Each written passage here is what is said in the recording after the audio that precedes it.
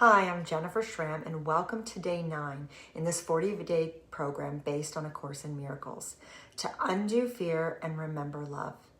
This entire week is about meaning, perception, and the ego, and today's idea is one of the clearest ways to understand how the mind works. The ego speaks first, and the ego speaks loudest. The ego reacts before you even take a breath. It jumps in, it's harsh, it's fast, it's certain. And the voice of the ego has a very recognizable flavor. It's urgent, it's pressured, it's judgmental, it's tight, it's critical, it's dramatic, it's harsh, it's all or nothing. That is how the ego speaks. And it often sounds like and says things like, you're behind, you're messed up, you're too old, you're too young, everyone else is doing it better than you, they're upset with you, you're not enough, something's wrong with you. It is relentless, and you can feel the ego in your body. The sensations in your body, you get a tight chest, a stomach, tension in your stomach, a drop in energy, a sense of pressure, a need to fix, act or control. And the ego always speaks first, and it always speaks through fear. And here's a really good simple example from one of my horse workshops. There are times, or a lot of times, a participant would approach a horse, and a horse is just a horse. And so a horse would simply be eating, or it might walk away, or might stand still, or look uninterested and just be with its friends.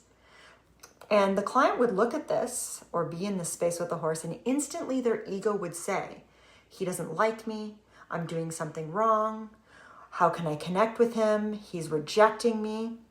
But the horse wasn't doing any of that. He was just eating hay, he was just being a horse.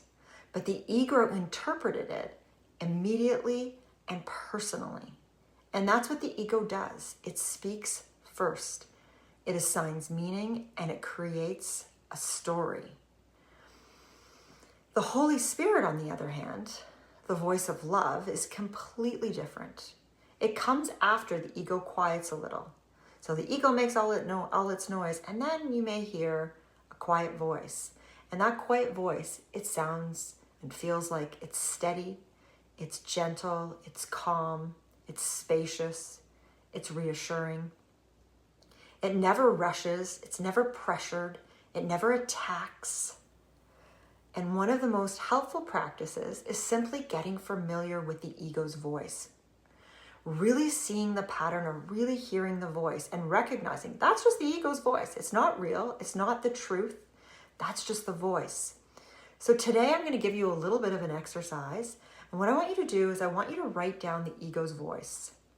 Not one sentence, write down the whole flavor of it. What does your ego's voice say? What does it tell you over and over again? You're not good enough, no one likes you, you don't matter, you're not okay, everyone else is better than you. Really get to know how it speaks. Get familiar with its tone.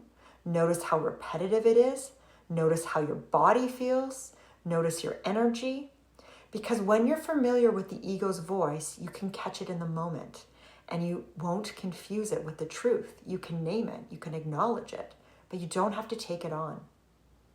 So today, when you notice yourself having a loud or fast reaction, pause and just say to yourself, I hear you, I acknowledge you, but I don't have to listen to you or take you as the truth. I notice you, I recognize this energetic, I recognize this voice, I recognize what you're saying to me. And I want you to write down everything it says so you can recognize its pattern more clearly. And also, another invitation that I have for you today is to just reflect on this line. The ego speaks first, and the ego speaks loudest. Thank you again for being here today, and I'll see you tomorrow.